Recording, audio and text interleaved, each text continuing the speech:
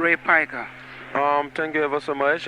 We still here. I see a group running in now. I don't know what is happening. Let me see. Okay, I see the face of Unity Party standard bearer, Mrs. Ellen Johnson Sirleaf. She just arrived here and she's being shown the proper place to go and make sure that she reports to the proper authority before coming at this end. But she just arrived here with her group of entourage. Probably they will be meeting with the various registrars and the rest of the people here. And let's see, my colleague Paul Samuels has been out there. Paul, what is going on? Well, actually, Ray, while we were talking with the officials here of ICOM, we saw Mrs. Sirleaf, Ellen Johnson Sirleaf, arriving down here, and she has entered center number 728 to go and vote. And like we said earlier, the situation is calm. What most people expected, I believe, was that maybe if a presidential candidate arrives, you hear the loud cheer. But everyone is completely quiet from this center. Everyone is calm, and everyone seems to be observing the rules, because that's my basic concern. If we observe the rules, then we know whether these elections will be free and fair. So that's exactly what's happening here now. While you were about to talk to the officials, those who are taking care of business down here for ICOM, automatically we saw Mrs. Ellen Johnson Sirleaf of Unity Party arriving here. I had never had the slightest idea, Ray, that she was going to come to this center, but we just decided to come this way because it's a historic center where disarmament started, like I always said. Probably she chose to come this way, but we hope as we get to other voting centers, we will be able to see other presidential candidates coming out to cast their votes. Okay, Paul, really, 1 minute, Charlie. I too was shocked when I saw the group coming, because I was in there trying to see if I could get a word from some of the ICOM officials. When I just saw this group running by, I did announce though, and before I could turn, I saw Mrs. Ellen Johnson Sirleaf. So she has decided to come this way to cast her ballots, and I think she also have her constitutional rights to do so. Yes, Ray, I must admit, this is what I'm saying. For us, we believe that we'll make history if we can pick up the other centers. I'm quite sure the other aspirants are listening to us, so if they are in other centers where they will be going to vote, we'll be very grateful if we can pick it up, you know, to at least have this much talk about level playing field. Okay, Charles Stetter, you were on the line a while ago. Paul yes, Sanders, I just wanted to ask a question pertaining to Mrs. Sirleaf there. Yes. Is she standing in line, or did they just walk her in? Well, Mrs. Sirleaf was asked to walk in. She came on this end to be exact at polling center 449, and then probably because she's the standard bearer of a political party, she was asked to move into another center, and she moved into center 428. And I want to believe that she has already cast her ballot. She's left already. It's 728, Ray. Okay, it's 728. She's on her way now. She's taken off, and so Mrs. Ellen Johnson Sirleaf has already cast her ballot. She's been taken off by her group of entourage, and I see some international journalists that have come from far and near countries to make sure that they get a coverage of these elections. And so she has already cast her ballot, Charles. Do you remember what she had on?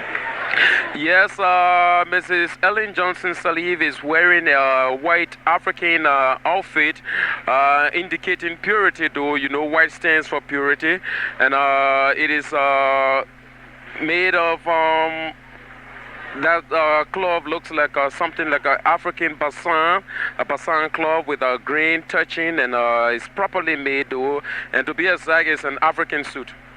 Well, instance tell me that the other standard bearers will be voting near where they live.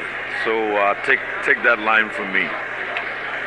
Come back. I did not get that last one. I'm saying that instance tells me that the other standard bearers will be voting near where they live.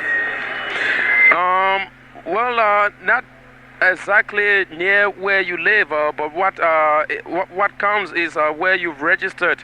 I don't know, but I really don't know. Paul, do you think there are some exceptions given to the heads of the various political parties with regards to where they should vote and how? Because what we do know is that we've been told by ICOM that you will register, you will be voting only where you've registered. Well, I can only surmise, Ray, but I want to believe that it's where you register, it's where you vote. It doesn't matter whether you live near that polling center or not. I don't know whether that goes to the presidential candidates, but very shortly we'll be finding that out from the ICOM officials here as to whether it's a fact or it's not. Well, what I do remember, Charles, last night when we spoke with ICOM's chairman, G. Henry Andrews, he made us to understand that if you were a driver or assigned or had some assignment that you could not vote or where you were registered, the moment you arrive in a place of assignment, you must contact the ICOM officials so that they will make some extra space for you, because you have to notify them, then they will arrange something extra for you to vote. But the rules are in the books, the rules are on the books, the rules are on the records that you must vote where you have registered. No other place than where you have registered. So everything's very calm out there, right? Things are very calm, Charlie, I must admit. In fact, the queue now, people are turning out more and more. And you know the Liberian man's tendency. We like to wait until we see people moving, then we move. When we arrived here about 30-45 minutes ago, the queue was not as long as it is now. And right now, from the main compound all the way to Randall Street, you see people are there. And then on the other side of the road from the compound towards Gurley Street, people are all lined up, and everything is just going in an orderly manner. So we can be assured that at least for the first time in the history of this nation, we have decided to tread the path of democracy. Okay, you have our partners there with you, and let's hear what they have to say. Okay, we'd like to go over to that end from where Anthony Borka is controlling. Okay, I will remain. I will continue, Charles, while they make some adjustments. And so let me go on and see if I can get a word from those ICOM officials. And the moment they are ready, I will be linking up our controls with them. And so, okay, they have informed me now that they are ready. So from the Anthony Borka and our friends from Star Radio 104 FM, it's over to you. Thank you very much, Ray. As Ray just told you, there is a joint broadcast of Radio Monrovia and Star Radio FM 104. We are putting things together, coming with a concerted effort in order to describe to you the best way we can the process that we are going through today.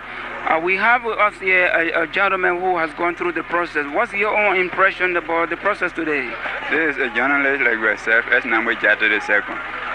Thank you very much. I am here this morning to cast my ballot because it is the ballot which will determine what will Liberia be the next years ahead.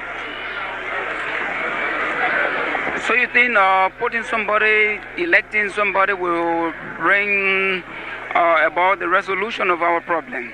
Definitely so. You see, one of the most things is that if people will sit down, even in their houses or standing at police stations and see how Liberians only has 1 o'clock, make queue of lines to cast vote, then they will have a sense of reasoning that the bazooka is not as powerful as the power of the people. This will in fact bring to book those who will emerge victorious from these elections, that someone make us to be here.